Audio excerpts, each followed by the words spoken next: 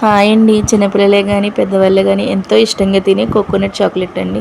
ముందుగా ఒక కోకోనట్ తీసుకుని పైన బ్లాక్ అంతా రిమూవ్ చేసి ఇలా చిన్న చిన్న ముక్కలు చేసుకోవాలి.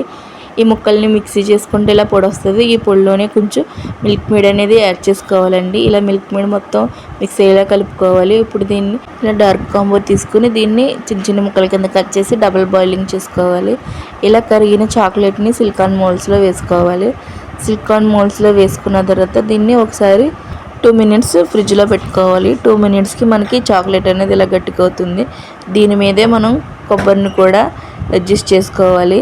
ఇప్పుడు కొబ్బరిని కూడా ఇలా మొత్తం పెట్టిన తర్వాత చాక్లెట్ పైనుంచి వేయాలి. ఇలా పైనుంచి వేసిన తర్వాత దీన్ని మొత్తం చాక్లెట్ మొత్తం అడ్జస్ట్ చేయాలి. ఇలా అడ్జస్ట్ చేసిన తర్వాత దీన్ని 2 మినిట్స్ ఫ్రిడ్జ్లో పెట్టాలి. 2 మినిట్స్ తర్వాత కోకోనట్ డార్క్ చాక్లెట్ అయితే రెడీ అయిపోతుంది. ఇది చాలా హెల్దీ, ఎంతో టేస్టీ అయిన కోకోనట్ చాక్లెట్స్ అయితే రెడీ. చాలా టేస్ట్గా ఉంటాయి.